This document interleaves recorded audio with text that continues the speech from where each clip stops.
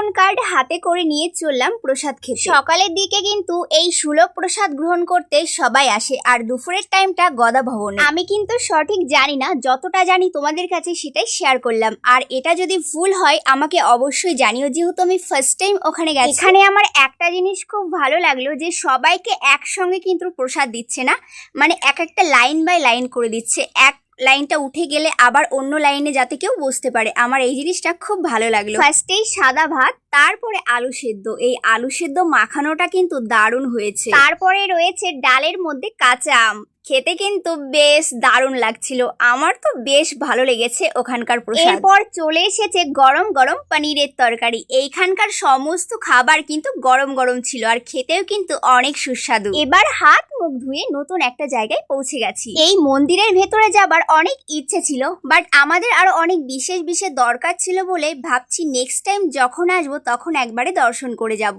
এই পথ দিয়ে কিন্তু এবার মন্দিরের বাইরে যেতে হবে। আমাদের উচিত ছিল মন্দিরের ডান সাইড দিয়ে এসে এই মন্দিরগুলো দর্শন করে তারপর প্রসাদ গ্রহণ করে আবার ঘুরে মহাপ্রভুর একদম কীর্তন সুরে বাইরে বেরোনো। যেহেতু আমরা নতুন, বুঝতেই পারছো। তারপর বলো তোমাদের কেমন লাগলো আমাদের এই মহাপ্রভুর জন্মস্থান। আমার তো বেশ ভালো লেগেছে, এখানে আসলে কিন্তু প্রাণটা জুড়িয়ে যাবে। ওই পথ দিয়েই বাইরের রাস্তায় চলেই আসছিলাম, তারপর ভাবলাম একটু প্রভুর কীর্তন শুনে একবারে আসি। যেহেতু অনেকদিন পর এসেছি, আবার কবে আসবো তার ঠিক নেই। ওখানে কিছুক্ষণ দাঁড়িয়ে ভক্তি ভরা কীর্তন শুনে তারপর বেরিয়ে পড়লাম আমাদের উদ্দেশ্যে। মানে অনেক কেনাকাটা করতে হবে, ওই জন্য এত তাড়াতাড়ি বেরিয়ে পড়তে হলো। মায়াপুরে এসছি আর গোপী ড্রেস না কিনে বাড়ি যাব, এটা তো কখনো হচ্ছে না। তাই জন্য একটা দোকানে গেছিলাম, মানে একদম মন্দিরের সামনেই দোকানগুলো রয়েছে, ওখানেই চলে গেছিলাম। দোকানে গিয়ে ফার্স্টেই কিন্তু আমার গোপী ড্রেসগুলো খুব পছন্দ হয়ে গেছে। তারপর হঠাৎ করে মনে হলো আমি তো অনেক ডান্স ভিডিও শুট করি, তার জন্য আমাকে কিন্তু গোপী পেটিকোট নিতে হবে। আমার যে কটা পছন্দ হয়েছে সে কটাই কিন্তু আমি ট্রায়াল দিচ্ছিলাম। কেমন লাগছে এই গোপী পেটিকোট গুলো অবশ্যই কিন্তু জানিও। এই গোপী পেটিকোট গুলোর প্রাইস কিন্তু মিটার অনুযায়ী হয়, তোমরা অনেকেই জানবে,